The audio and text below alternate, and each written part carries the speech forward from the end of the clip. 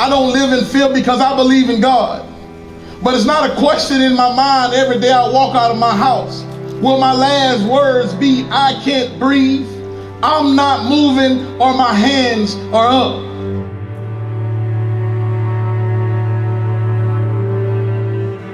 Our country is sick, and we are here today because the symptoms of that sickness have become unbearable.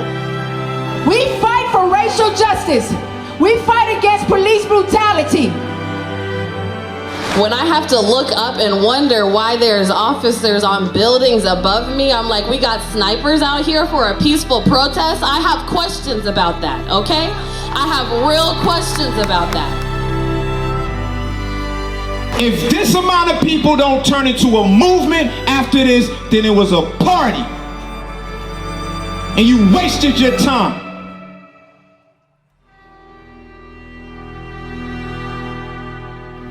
No longer will we sit on the sideline. No longer will we just shut up and let things go by. Today, to this hour, this moment, this minute, no longer will we be murdered in the middle of the street.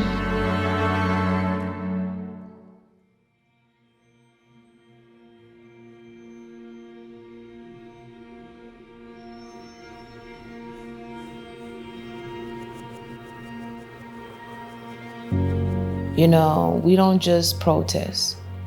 We don't just protest. It's bigger than that. This is life. You know what I mean? And we try to help people that are at a disadvantage and have been at a disadvantage. There's a lot of times people go through things and you don't have the moral support. You don't know who to go to if your rights have been infringed upon. And you just walk away and you feel real crappy. And it does something to you. Every time you go into a situation, whether it's on the job, dealing with the police, you get pulled over, you know, whatever it is, it wears on you mentally, it wears on you emotionally. But we want people to know that you have support. You know, if something happens to you where it infringes on your human or your civil rights, you have somebody that's here that's gonna help advocate for you or show you how to advocate for yourself or give you the resources that you need. And that's what we're here for. They really advocate across like all sectors of the community who experience discrimination: Asian Americans, African Americans, immigrant, Hispanic population, LGBTQ. It's a very broad organization, which I think is one of its strengths. It's very people-driven. You can have an idea, come into AADM and be like, hey, I really want to get this started here, and we'll work with you to make it happen. To get good government and good policies passed that really benefit the people, you need people on the inside working in that through the bureaucratic mess, but you also need the outside advocates, organizations, community members, organizers coming and demanding us on the inside to be better. And AADM is a pivotal point of that outside. How can you fix something or make something better if you don't bring attention to it? There's a lot of stuff that happened that you don't know because you're working 9 to 5, you're trying to put food on the table, you're trying to take care of your family, and there is things that's happening in your community that is going to impact your daily life. When I jumped into activism, I realized that there's 2 big issues at hand. People need things right now. If you're hungry, you need food to eat. If there's police brutality, we need to protest now. We need to bring awareness to it, but then also we need to advocate for policy changes. We need to make sure that we're advocating so that the laws are being changed, and we're also providing a service that people need to kind of meet them where they're at. It's not just about politics. These politicians need to also be actively doing things that is helping people on a social level, not just by writing a new policy change and, oh, that's it. It doesn't work like that.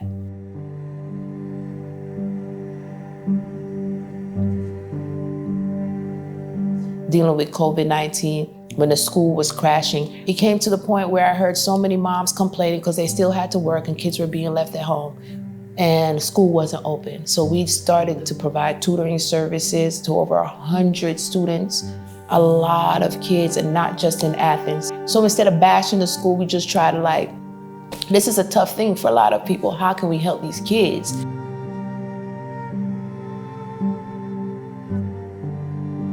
Unlike most US citizens, the immigrant community in Athens and across the country didn't receive any federal assistance, particularly people of mixed or undocumented status.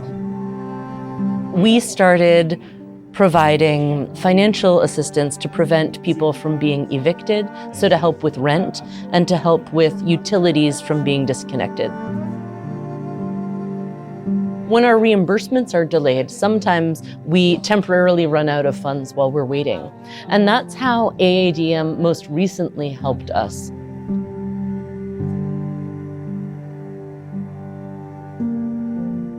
We had 2 cases applied to us who were really serious cases. One woman had had a really successful business which she lost during the pandemic. She was evicted from her home with her teenage daughters. When we got the loan, we were able to pay her first month's deposit and first month's rent. So she and her daughters are now housed thanks to the collaboration with AADM.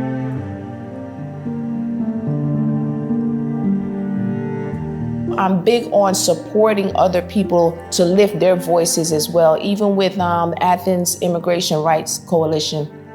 If they're doing something that matters to them, they come to us, they're like, hey, this is going on. If I can help, I will get my members and different people, I'll let them know what's going on. How can we help make this possible? We have a flexible nonprofit organization model so that we can respond to issues within the community without waiting 30 days or having a board meeting for the board to decide whether we're going to respond.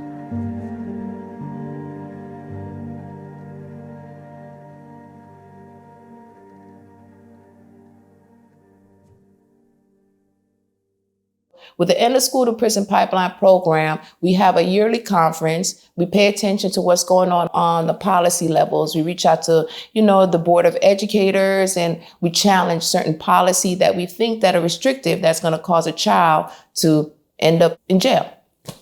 So on the social aspect, while we're working on policy changes, and it's been long, we haven't seen much policy change over here at all. But what we decided to do is create a teen social justice program. It's good to come to a community of other people who want to put out as much as they can, who want to use their voice to help other people like you. The main thing is to educate these kids and let them see themselves like bigger than life, like seeing themselves outside of Athens. There's way more to this world. There's so much you can do. It's like a little community. It's like a little support group where we just help each other out with that. And then we also share our ideas on activism. They're not just learning that they are worthy and amazing and creative and beautiful people. They're learning how to advocate for themselves. We learn to educate ourselves and educate others and learn how to fight against oppression. There's just some type of gap to where marginalized kids are not getting access to some of the resources here. My thing was, kids need money, they need to work, they don't need to be hanging out a lot. What can we do? And it's money, they want money, kids want money. And so with our teen apprenticeship program, we try to say, what is it that you're interested in doing? And then we try to match them up with that and also teach them, give them some real life skills. The kids are getting to work in different trades, kind of all over Athens. They're getting to actually work, so they're getting paid, but they're also learning how to build food trucks and how to cook things. I wish that had been around for me. I wish TSJ had been around for me or for folks that I knew.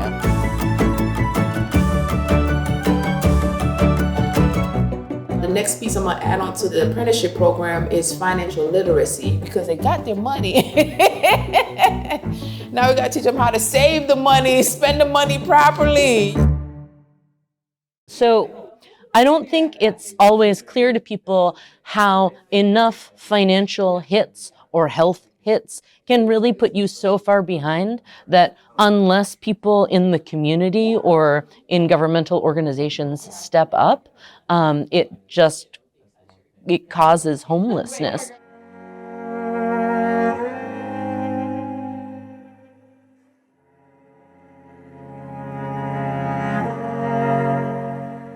You know, you'll tell so many people your story and what's going on, and then people after people don't help. So it's like, why am I still talking? I'm just gonna be quiet and just suffer in silence. Dealing with the legal system, your freedom is always at risk, no matter what you did. Mocha helped me finance a lawyer. She helped with housing. She helped with food. I am currently pregnant, so she was helping me with that situation and domestic violence. If she couldn't help me, she always had somebody around her that could help me and talk me through stuff. It literally relieves a lot of stress, especially finna have a baby, my first one, and you don't want to deal with legal issues. You already got problems over here, and you got problems over here. So it actually opened up my eyes to say, okay, there's still good people out here, to trust and say, okay, if you do need help, it's okay to ask or, let people know, because people like Mocha are, still out there, so.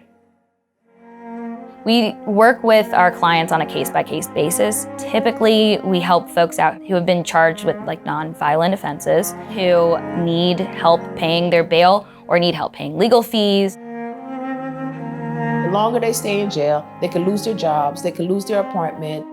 The money they have to come up with the bailout, it just causes a rift, and it'll eventually fall back on society, whether they know it or not.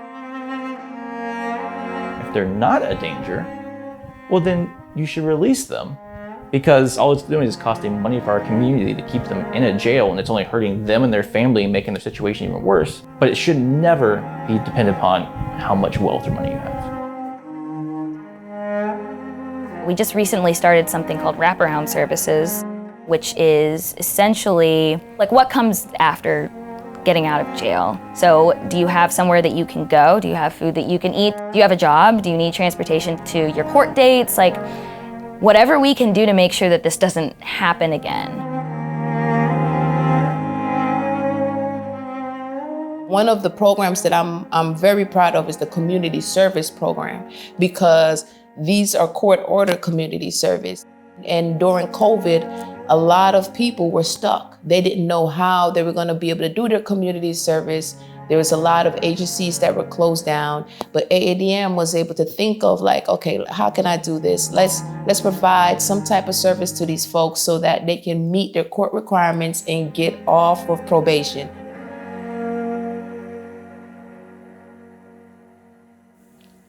The saddest thing that I've seen is how much of a role that politics plays in people's lives, in just doing the right thing. You are willing to sit here and play with people's lives as if we don't know that there is an issue with policing in marginalized communities.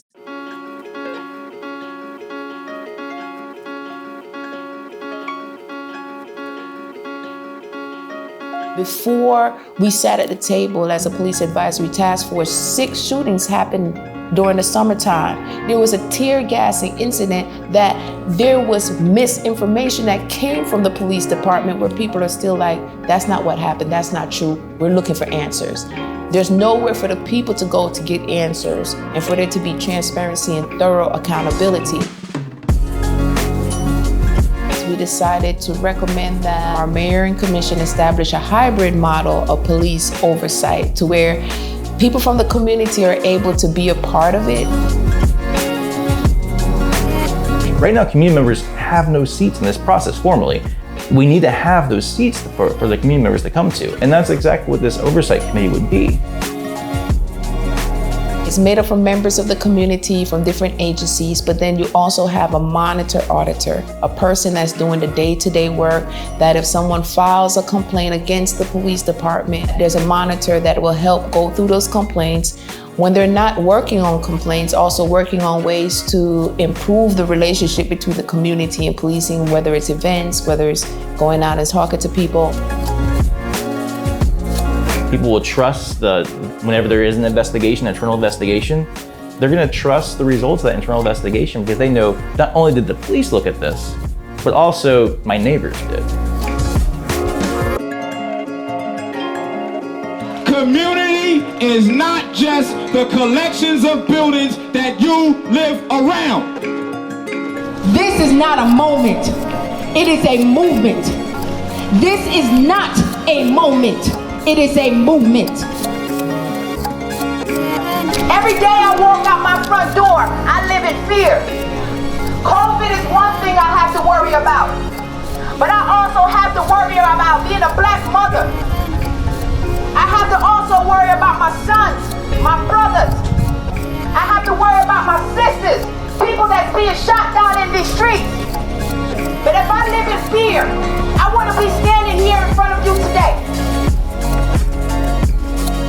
You know, sometimes we can sit among our friends and our coworkers on the couch or whatever and say, you know, somebody needs to do something about that. But ADM not only says it, but they do it. Laws and policies take too long. We try to fill the gap. We try to stand in the space to help people, like the bridge, to get to the other side until the better day comes.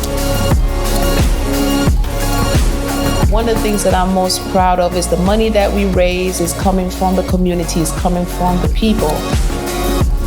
So if we're able to do good work, it's because of them. You can see how your money and your resources is being used and how we can help other people. So we didn't wait for the government to give us funding. The people gave us funding. So as a community, we're helping people. You get what I'm saying? It's like really cool.